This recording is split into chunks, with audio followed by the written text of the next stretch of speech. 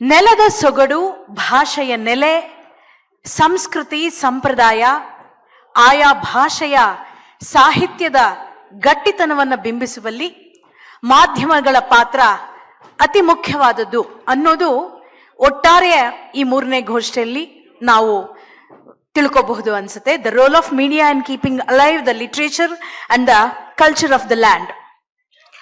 ಈ ಒಂದು ಗೋಷ್ಠಿಯಲ್ಲಿ ಭಾಗವಹಿಸ್ತಾ ಇದ್ದಾರೆ ಪ್ರಿಸಮ್ ಬುಕ್ಸ್ನ ಸುಧೀರ್ ಎನ್ನಿಯವರು, ಆಂಧ್ರ ಜ್ಯೋತಿಯ ಕೆ ಶ್ರೀನಿವಾಸ್ ಅವರು, ಡೆಕ್ಕನ್ ಹೆರಾಲ್ಡ್ನ SR ರಾಮಕೃಷ್ಣ ಅವರು ಮತ್ತು ದ ಹಿಂದೂ ಪತ್ರಿಕೆಯ ಭಾಗ್ಯಶ್ರೀ ಸುಬ್ಬಣ್ಣ ಅವರು. ಭಾಗ್ಯಶ್ರೀ ಸುಬ್ಬಣ್ಣ ಅವರು ಇಡೀ ಈ ಗೋಷ್ಠಿಯ ನಿರ್ವಹಣೆಯನ್ನ ಮಾಡಲಿದ್ದಾರೆ. 4 ಜನರನ್ನ ನಾವು ವೇದಿಕೆಗೆ ಪ್ರೀತಿಯಿಂದ ಬರಮಾಡಿಕೊಳ್ಳೋಣ. The media plays a crucial role in preserving and promoting the literature and culture of a society through various platforms such as TV, radios, newspapers, and digital media. It disseminates literary works and cultural narratives to a wide audience. The media serves as a bridge between the past and the present, ensuring that cultural practices, language, and literary heritage are passed down to the future generations. To understand the relation of media with literature and culture, let us now begin our second session of the day, the role of media in keeping alive the literature and culture of the land. I now invite our panel members, Mr. Sudhir N.E., Mr. K. Srinivas, Mr. S.R. Ramakrishna, and Madam Bageshree Subbanna. To your information, Madam Bageshree Subbanna will be the moderator of this session. Good morning. We were just talking about how vast this topic of discussion is and how it's probably something quite beyond a lot of us, because we all in some way are slightly older and associated with one kind of media. So I'll first say how the topic of our discussion has now expanded so much that it's hard to even define it in very precise ways. One is the idea of media itself has changed in quite a big way. When we started out in journalism, media meant largely legacy media, that is newspapers and magazines that were either attached to these big newspapers, run and published like a business. And then there were also, of course, all the time very specialized magazines that particularly catered to literature. Like in Kannada, we had like Sakshi or Rujuvatu or Sankramana. I mean, down the years, in keeping with the literary tradition of the time, we have had a series of magazines that have, particularly looked at literature as an issue. Like these are niche specialized magazines. So these are things that were always there. Like one is the legacy media and the, like magazines that went with them, plus these specialized magazines. These played a very significant role in nurturing literature, I would say. For example, in Kannada, every newspaper brings out its own Yugadi Visheshanka, Deepavali Visheshanka, and so on. And many writers in Kannada came through these by writing in these magazines. And also they participated in contests. Like there were short story contest or, poetry contest, essay contest. So this served as a kind of a launching pad for many people who went on to become big writers in Kannada. So that is one kind of tradition we have always had. And now, of course, it's vastly changed because we have a whole range of media that is like online, which are very specialized, including, for example, Book Brahma being one such. There are many, many more. And also we have now media which is like just anything can be media actually, in the sense that you can be a podcaster, you can be, you can run a YouTube channel and you are also media. So what exactly is media is something that has changed greatly in the last 20-25 years. That's one thing. And also the idea of culture itself has changed so much. There was a time when we thought culture meant basically fine arts, music, dance, or whatever. But now that itself is also vastly changed world where from cookery to the lifestyle, everything is now culture. So I don't know if we can contain all this in our discussion. So I think mainly it would be a bit of literature and because Ramakrishna is here, a bit of music, I suppose, him being also a musician. So beyond that, I don't think we can cover entire culture in the absolute sense. So, okay, so I'll begin by asking one common question to all. Like in your own languages or in your own experience, what has been the role that mainstream media has played in nurturing literature and culture? If we can begin with Sudhir. Actually, I'm a substitute for Mayura Srayams Kumar. She couldn't attend because of some health reason. I wish Mayura should have been here because the question should have been proper if she answered it. She belongs to the Madhubhumi family, which runs a literary magazine since 1936, supposed to be the best in India. And as Madam told, many of the Malayali writers came up to the mainstream through their writings in Madhubhumi Weekly. So there is a greater role played by Madhubhumi since 1936 in bringing up Malayalam literature to the limelight of the people. And there are many in Kerala, even another from Malayalam Manorama group, it's called Bageshree. I think it started in 1896, still running. So both Madhubhumi and Bageshree played a bigger role in earlier times as well as in the 21st century also. They are doing their job. Maybe the circulation might have affected, but making literature, creating more space for literature is happening in Malayalam, in Kerala. But before that, I think I can testimony the relationship between literature and media, especially the conventional print media. I'll tell you 2-3 things. I hope you might have heard about Martin Scorsese, the American filmmaker. He made a documentary film in 2003. It's called The 50-Year Argument. It is about a book editor, Robert Silvers, who edited New York Review of Books from 1963 till his death. So around 58 years, he was editing a book journal from US. It has a subscription, even now, of 1.5 lakhs print subscription. That shows how literature and media is in touch with or supporting each other. And one more story is there again from America. New York Times started its book review pages from 1897, I think. So 125 years passed. Still, it carries that book review pages in every Sunday, which is the landmark. New York Times books bestseller is still booksellers and readers are treated as the best to judge a book. So this is happening across the world. And we have New Yorker, Paris Review, Atlantic, many in the international scenario. But looking at the current scenario in Indian sphere, it is coming down. Papers are not giving so much space for literature. As you said, the culture, the definition of culture has changed.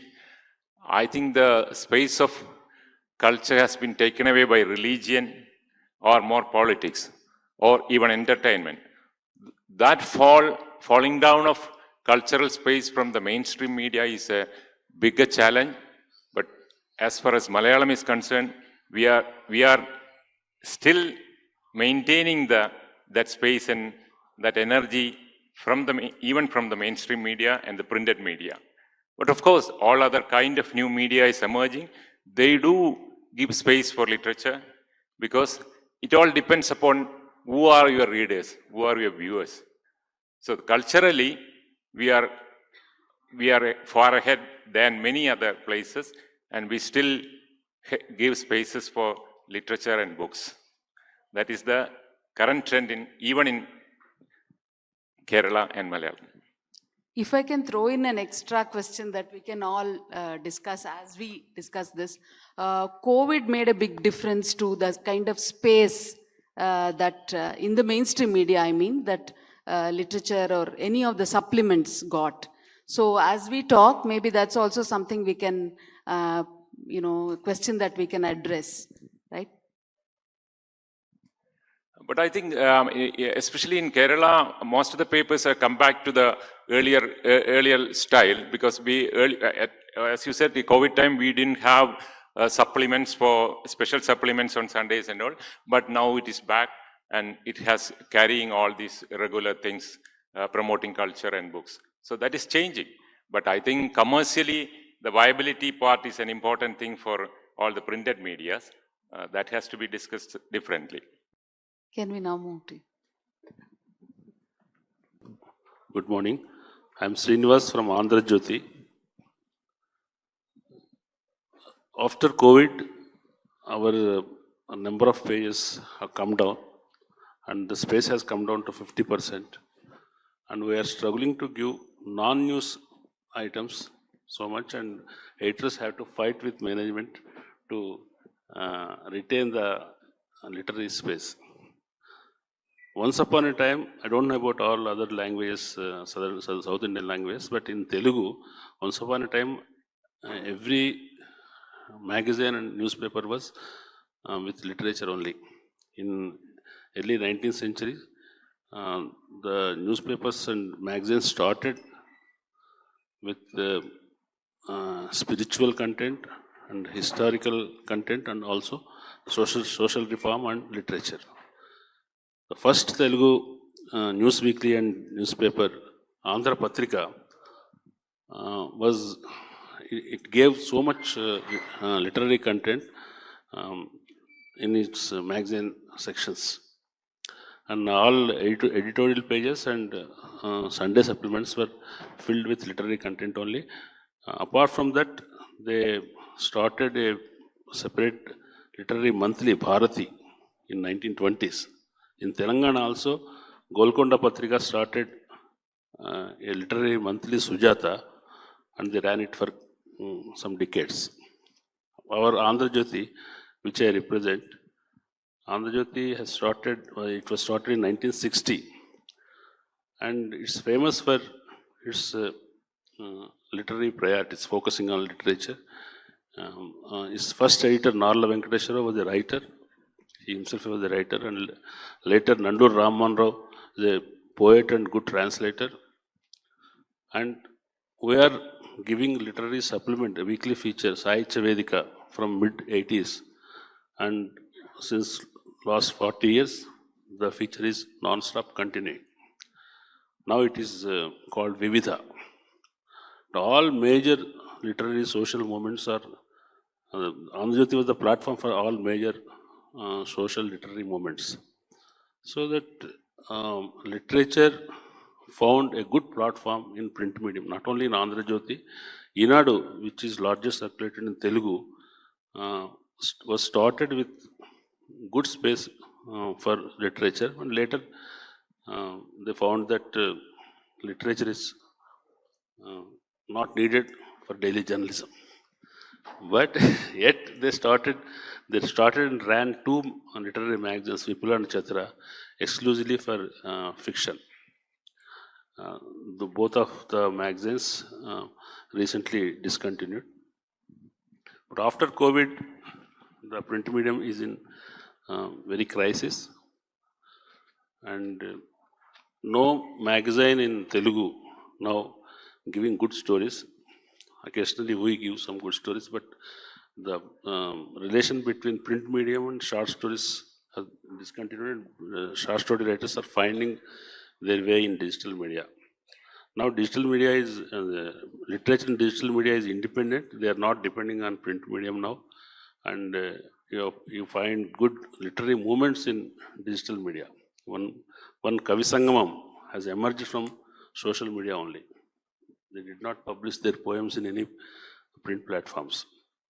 So it's very, now we are facing a crisis that not only literary readers, but Telugu readers, the number of Telugu readers is declining. And how to make people read Telugu newspapers is a problem for us. And first we have to protect and preserve the Telugu readership. Then we can think about the literature. Good morning.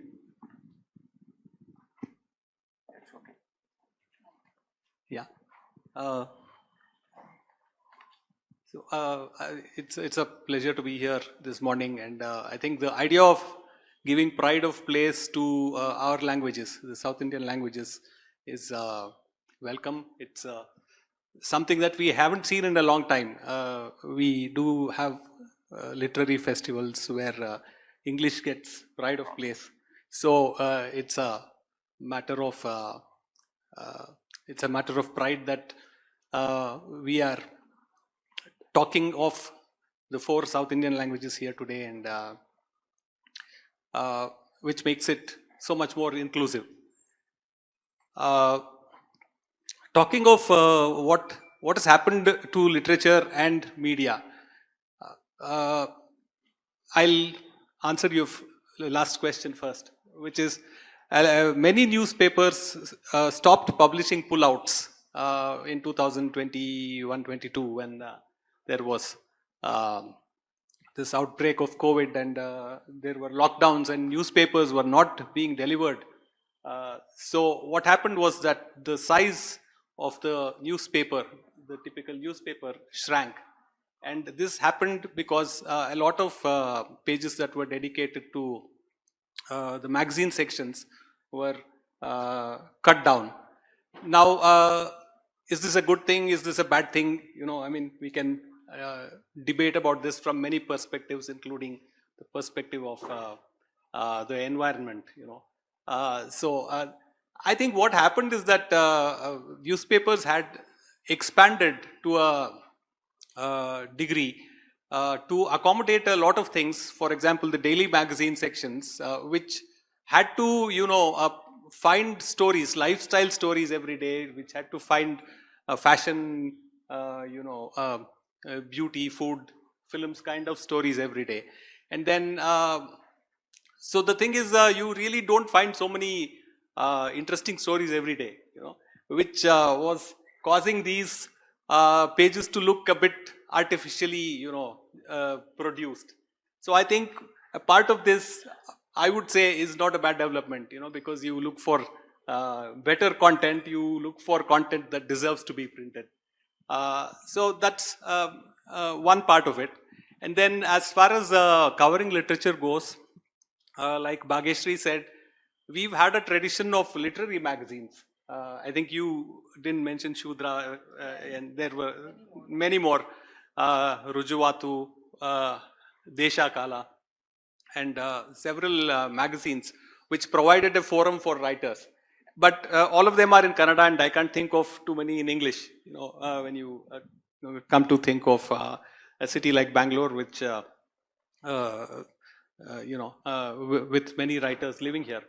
So the literary magazine of a newspaper like Deccan Herald had space for poetry at one point.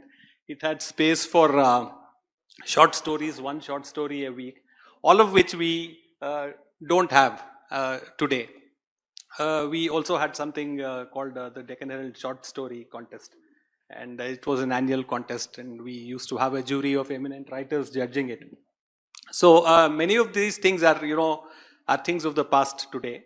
But then there's been a boom online. You know, anybody can write a poem, anybody can write a story, anybody can post a piece of literary creation online. But I would like to submit that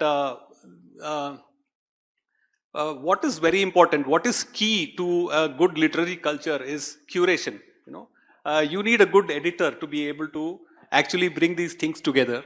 And only when, say, something that's brought together with an editorial vision, with a critical vision, is what you look out for as a reader. So I wouldn't go looking for each individual writer to see what he or she has written.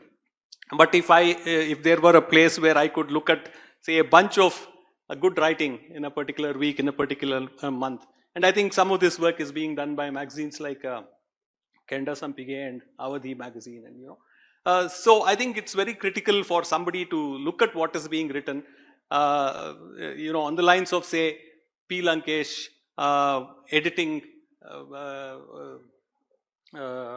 poetry, Akshara Hosa Kavya, if I remember. So, the thing is for an editor to actually sit and weigh the literary merit of a creation of a new poem, story, and then talking about it and then putting it up for for a more for literary buffs, basically. So, how many people read literature? How many people look out for stories in a newspaper? That's another question, because what gets priority is news. But then I also believe that this is going to change, because people don't wait for print to catch the news. It's already out. We've already seen it on Twitter, now called X. We've seen it on TV. We've seen it on the office website. We've seen it. We've already heard about it before the time, before we actually wake up in the morning and open a newspaper. So I think even newspapers will have to look at how they can curate a more interesting mix, a mix that is unique, a mix that is not actually repeating what the online digital world has already offered to the reader. Actually, two things that emerged in the course of this discussion, I think, were interesting. One is of course, the question of curation. It's a highly debated issue. Who curates and who gets to curate, and how you curate, and what is your own perspective in curation? There have been, if you look back at our own literary tradition, like, for example, the person who curates, does he come from a certain ideological position? Does he come from a certain tradition within the literary tradition? Like, for example, are you looking at everything from the perspective of Navya to a point that you negate what is not in that tradition? Like, that's, when you mentioned Lankesh, I was thinking of that, but because that was one of the things that was spoken about, like the famous Narasimha Swami debate, like how he was judged, he felt judged from the Navya perspective. So curation itself is very important, but it also something can be quite problematic. So before we go into, I think it's worth discussing as a particular question to which all of us can respond. Another question I thought was interesting was this readership issue itself. I mean, like, we are all talking about, I mean, that is also taking off from the previous panel, where they talked about where the language itself stands. So if the readership for language, readership itself per se is something that is diminishing, dwindling, then what are we talking about? Like availability of space in a newspaper.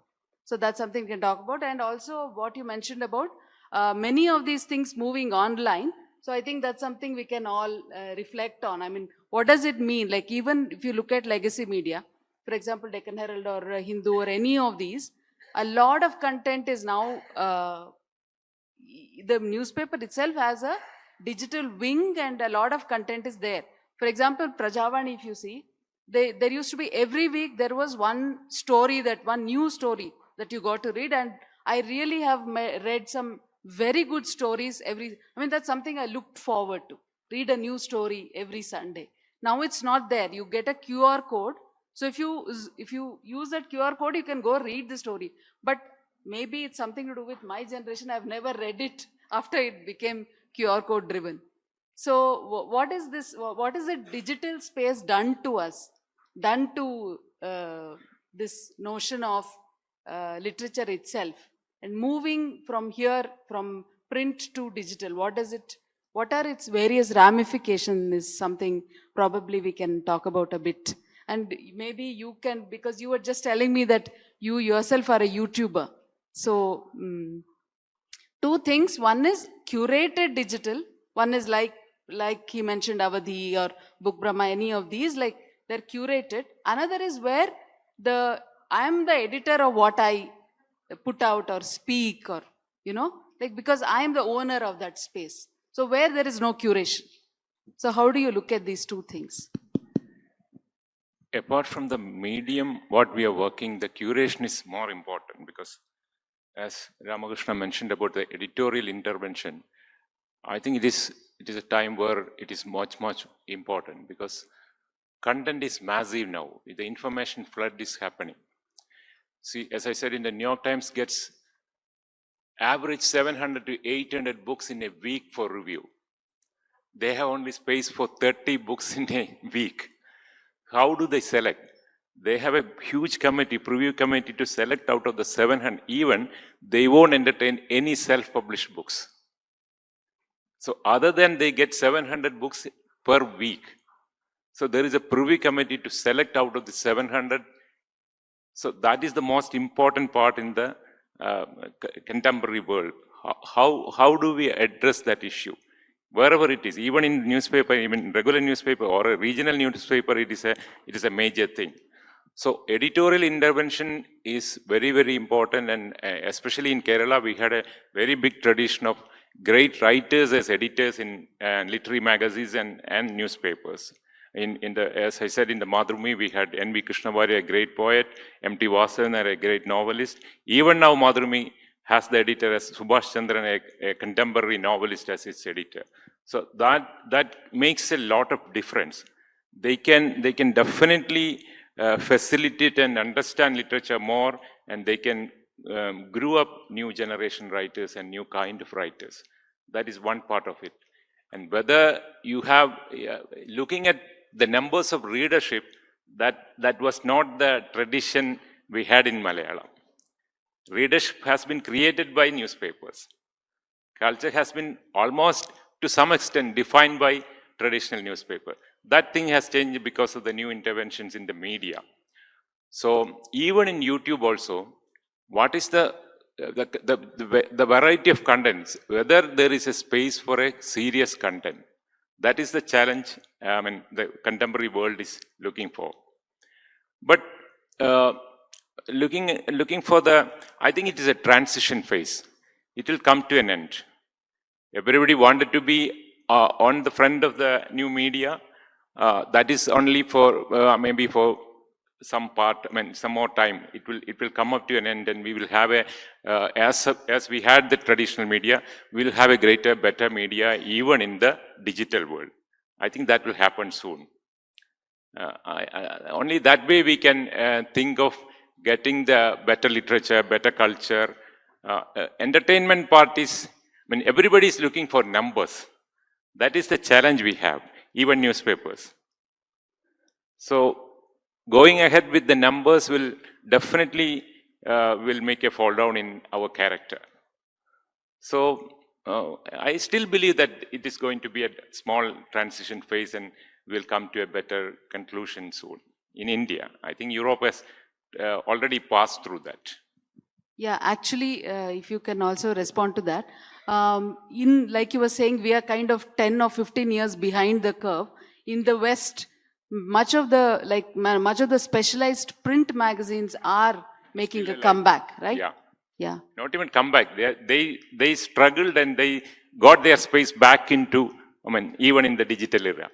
They do have digital platforms. They are into it. Even New Yorker has instant page, Insta page, and all other things.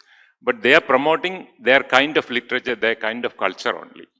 They are not behind the massive content or massive information entertainment phase.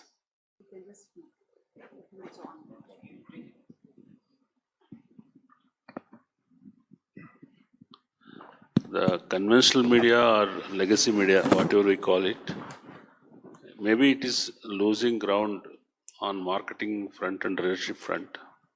But one thing it is retaining is, one quality it is retaining is credibility. However partisan the newspapers have become, still people think that the printed letter is an authentic one. So that kind of credibility and authenticity is not not yet not yet got by digital media. So even the poets and writers who are now directly releasing their works on social media, also eventually they publish it in a print form. So even in Telugu, in both Telugu states, e-papers are more popular than websites because people like the appearance look-alike physical newspaper. So yeah, they like e-papers and they made some clippings out of it and share in the social media and WhatsApp and all that. So people still respect paper. So that's one thing. The problem we are facing is the Telugu or any other Indian language is facing that English is replacing them as medium of instruction, and people have become less and less who can read Telugu. People can speak and listen and understand, but they cannot write, and they don't know the nuances of the language. So in the digital media, the problem is its reach is quick and vast, and everybody can write what they can, what they freely without any editing. But that is lacking some kind of authenticity and credibility. So I am hoping that either digital media gets that kind of credibility, or the print medium will revive. Newspapers will revive to the past glory, because in India, though we are not still saturated in literacy like in Western countries, there's still people are coming. New educated classes are coming up, and they are studying in government institutions only, in their mother tongue only, so that at least for coming 20-30 years, we'll be having a guaranteed readership for newspapers.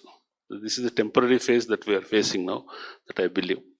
And another point, the pre-editing and previewing of content. So it's about credibility. Newspaper is believed more because the news comes in the morning, in the afternoon and in the evening, but it gets published in the late night and appears on this next day. So the people working in the desk, they cross-check it and they update it, and all kind of process go on. So that kind of thing is not there in digital media. So the authenticity is one important thing, and for that is applicable for even book publishing also. People are publishing books as they wish, without any proper previewing and peer group. They are not taking any peer group opinion also. That trend should be changed. So Ram, you want to respond to a little more about what you raised, in fact, about this question of curation. You want to go a little more into details of what, I mean, there is a flip side to that as well, right? That is one thing. And also the question of credibility he raised. I'm not sure of that question, because there is a lot being done to undermine this credibility also. I mean, like, the fault lies on both sides of the divide, of course. But is print still credible, you would say? And also the question of curation and the content part. Yeah, print is still credible because of the physical nature of print, right? Once you print something, you can't delete it, which you can online. So in that sense, print comes with that kind of authority by its very nature. But then, this is a more autonomous world today. And when you look at what's happening, I mean, people who create reels, people who create YouTube videos. When I was first introduced to somebody and then they said, meet this creator. I was a little stunned because the word creator, was used only for God, as far as, and then creator, and then, so creator is, has that kind of autonomy today, you can create and you can put it up online, and you are your own maker in that sense. So what we are dealing with today is a more visual generation. What our generation did was, I mean, we used to read, and then we didn't have so much television either, when we were young, and then television came later. So we started to watch a little bit of television later, but most of our reading, writing, and what we call creativity came from working with words, writing. And, getting something printed was a very big deal in those days. But today it's not so difficult. I can put up a reel in 2 minutes. So I don't need to wait for anybody to authenticate it. I don't need to wait for an editor to say, okay, I will publish this. So in that sense, there is a greater freedom, a greater autonomy in how we are dealing with the creative arts today. And so a lot of people speak well, they are well spoken. Younger people are better spoken than people of my generation, because they watch, they've probably watched some TV, but now most of them are hooked to the mobile phone. They are catching what's happening on Instagram, for instance. So social media plays a very big role, and younger people are able to talk with greater confidence, appear on screen with greater confidence than people of an older generation. So what is happening is that on the one hand, there's a great deal of freedom that's been generated because of the advent of new media, the advent of social media. Of course, the government is now trying to rein that in as well with the new broadcast bill, saying that there must be somebody sitting and vetting it. And there are, it's not going to be as free as it used to be if we allow this bill to come in the form that it's now envisaged. So on the one hand, we have this kind of freedom, and on the other, we have the more conventional print, where you have an editor, you send it to the editor, editors don't pick your calls, they don't respond to your emails. So, there's a great deal of frustration there, which you avoid when you put up your own stuff. So I would say print will have to look at newer ways of incorporating culture, arts, and literature into their coverage.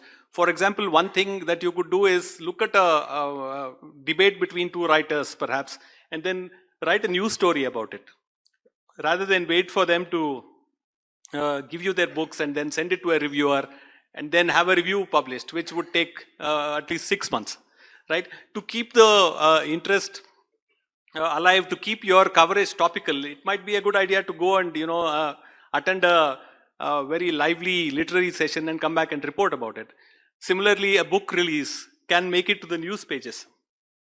So what we are doing is, when we find an interesting book written for children, we take an excerpt on the children's page, Open Sesame, and then we have something called the Saturday story, which is a sort of we internally call it the experiential story, where the writer has to be present in the story.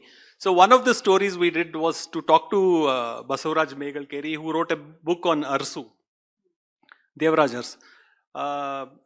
We got about 70 responses, to this story. We asked him to talk about how he went about researching his book, how he wrote this book, how many people who contacted, who was willing to speak to him, who didn't speak to him, all of these, the making of the book, that can again be a story. So I think conventional media will have to look at various new ways of covering arts and culture and literature in an era when Bollywood and cricket are prioritized. How do you bring other things in? How do you represent these other, the human activity out there on your pages? So I think print will have to look at new strategies to be able to cover literature, to be able to cover poetry, films, arts and culture in an era when Bollywood and cricket, get more attention. And about the question of who curates, I think that's a very critical question, and people will continue to ask questions. Whatever choices you make as an editor, it will be contested, and which is a healthy thing. Eventually, if I don't like what Bageshree has curated, I will probably be inspired to curate my own set of poems, my own set of short stories. So I think it's good because it also generates a certain degree of intellectual debate, a certain degree of healthy argumentation, a certain degree of, it perhaps prods you into doing things that you wouldn't otherwise. Actually, that's interesting because I was reading an interview with the author of this book on Dalit cooking from Marathwada. This is a recently released book. So in that interview, he says that he talks about why he wrote that book. He says he was reading these cookery columns in all the newspapers, and he found that whatever his mother cooked or whatever was eaten in his community was never there in these columns in newspapers. So he tried to send in recipes from his community to these publications. So they never got published. So he decided it's time that I wrote my own story. So that kind of ties with what you said about curation and how contesting curation itself can lead to a healthy and a different and creative product on its own merit. So would you like to respond? I mean, have there been these kind of debates in Malayalam, Telugu on the question of who curates and how do you curate to be represented in the media? No. So, it is there everywhere. I think the who authenticate, goodness or quality is a big question. Whether we respect the, authority, literary authority, who can say that this is great, this is good, and that question is always there. But we used to respect, some kind of respect we used to give, those who are doing it. And now the question is, I think it's again a question of, as in society, it's a question of minority versus the majority. Literature is basically a minority activity across the world, across the time. So it's always like that. Whether you gave a space for a minority activity in your pages, that is the biggest challenge. It faces even now. And other question is about the freedom which sir told. Freedom, who gives the freedom? Is social media free? Insta free? Basically now there is an emerging problem arises because of, it's called techno-feudalism. Basically we are all prisoners of few companies in the world. Amazon, Google or Meta. And we believe that we are digital creators. We are not. Whether we understand it properly is the big question. Even though we are citizens of different countries, we are a citizen of digital world nowadays. Who controls the digital world? Nowadays, they controls everything, even the social media, even the other media. Because other media compete with the social media. So we have been, again, obliged to be part of that game.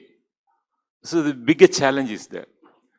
Again, entertainment, culture, literature, everything is affected because of all these problems.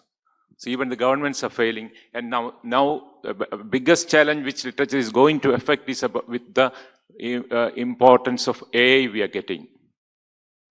AI is asking whether we need writers to write literature. AI can write literature. So many bigger challenges are coming because of the technological revolution is happening. So we cannot be judges in any of these matters. So we have to be cautious. We have to be a little bit, very cautious. And at the same, we should not be panic. We should be patient enough to understand the world, how the world is growing further and all these things. I think that is the best way to conclude all these things. As far as curation and pre-editing is concerned, I don't believe in ideological curation. I mean, discriminating some content on the basis of its ideology, its beliefs. But there are set standards for publication about expression, and the editing should be on those lines only, about the expression limited observance of limitations only. So the Dalit kitchens of Marathwada, I don't know whether that kind of cuisine items come to my news desk, will I be able to publish it or not? It's about so many other things also. Because if it is about cooking beef, then some other controls work on me also. But I try to be inclusive as far as the ideological expressions, even if it is the extreme right articles or extreme left articles, if they are within the set standards of expression, the curation should not intervene that. That's what I believe.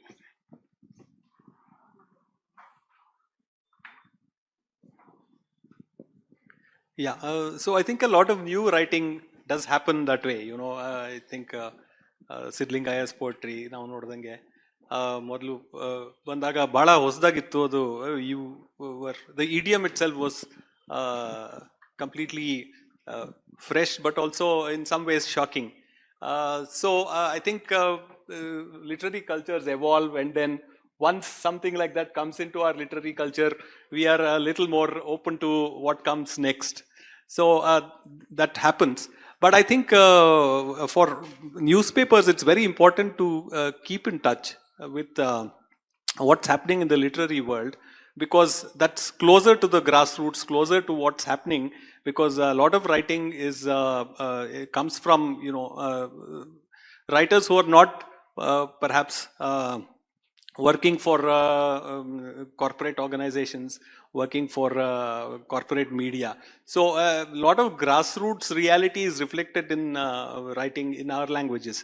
So for newspapers to be able to reflect it, I think a lot English language newspapers especially, I think would do well to look at translation as a means of getting this reality onto their pages. You know, I think when this happens, a lot of stories that you couldn't write as a reporter do get represented in the form of fiction, in the form of autobiographies. So I think while print is under a great deal of pressure, what do you actually publish? What are the stories that your readers are looking for, and what is it that you want to publish from wherever you are, center, left of center, right of center, or, you know, ideologically speaking. So the newspapers will have to look at many at literature, at books, at book excerpts, at and perhaps even commission writers to write about their most intense experiences, what they make of certain contemporary developments, to be able to represent the ground realities better. I'll just add to that. As always, literature shows the way to society. Literature showed a way for Dalit literature or Dalit writing.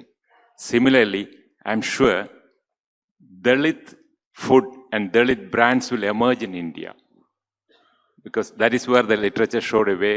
There is a Dalit literature in India in every regional language. Similarly, other areas also will have Dalit brands. That is the second generation of social revolution which is going to happen in the 21st century. Thank you. I think we have run out of time. I think both of them have pretty much summed up whatever I had to say. So I think unless there are any quick questions for anybody, otherwise we'll wind up. Thank you. Thank you very much. ಎರಡನೇ ದಿನದ ಮೂರನೇ ಗೋಷ್ಠಿ book Brahma literature festival 2024, second day, the role of media in keeping alive the literature and the culture of the land. Bhagyashree Subbanna madam ಮತ್ತು ಎಲ್ಲ ಪ್ಯಾನಲಿಸ್ಟು ಈ ಒಂದು ವಿಷಯವನ್ನು ಬಹಳ ಚೆನ್ನಾಗಿ ನಮ್ಮ ಮುಂದೆ ತೆರೆದಿಟ್ಟಿದ್ದಾರೆ. ಚರ್ಚೆ ನಡೆದಿದೆ. ಶ್ರೀಯುತ ಸುಧೀರ್ ಎನ್ ಎ ಅವರಿಗೆ, ಕೆ ಶ್ರೀನಿವಾಸ್ ಅವರಿಗೆ, ಎಸ್.ಆರ್. ರಾಮಕೃಷ್ಣ ಅವರಿಗೆ ಮತ್ತು ಭಾಗ್ಯಶ್ರೀ ಸುಬ್ಬಣ್ಣ ಅವರಿಗೆ ಈ ವೇದಿಕೆಯ ಪರವಾಗಿ, ನಮ್ಮೆಲ್ಲರ ಪರವಾಗಿ ಪ್ರೀತಿಯ ಚಪ್ಪಾಳೆಯೊಂದಿಗೆ ಅವರಿಗೆ ನಾವು ಧನ್ಯವಾದಗಳನ್ನು ಸಲ್ಲಿಸ್ತೀವಿ. Thank you sir. Thank you, Mr. Sudhir Eni, Mr. K. Srinivas, Mr. S.R. Ramakrishna, and Madam Bageshree Subbanna. Thank you so much. This was our third session, the role of media in keeping alive the literature and the culture of the land. ಈ ಗೋಷ್ಠಿಯ session partner Blossoms Book House ಅವರಿಗೆ ವೇದಿಕೆಯ ಪರವಾಗಿ ನಾವು ಧನ್ಯವಾದವನ್ನು ಅರ್ಪಿಸ್ತೀವಿ.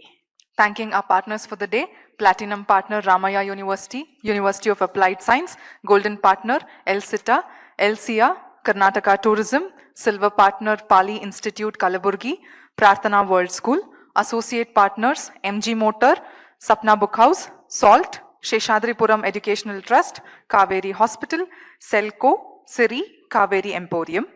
Session partners Abharana, Alvas, Andolana, Ankita Pustaka, Bhavani Industries, Blossoms, Siddhalingeshwara Book Depot, Harivu Books, Kambada Kone, Polestar, Shraddhas, Tallurs, Tescom, Vidyarthi Bhavana, and She SR. Print media partners Prajavani, Deccan Herald, Mathrubhumi, Andhra Jyothi. Radio partners Big FM. Digital media partners South First. Institutional partners Alvas Moodbidre, NMKRV, and Surana Educational Institutions.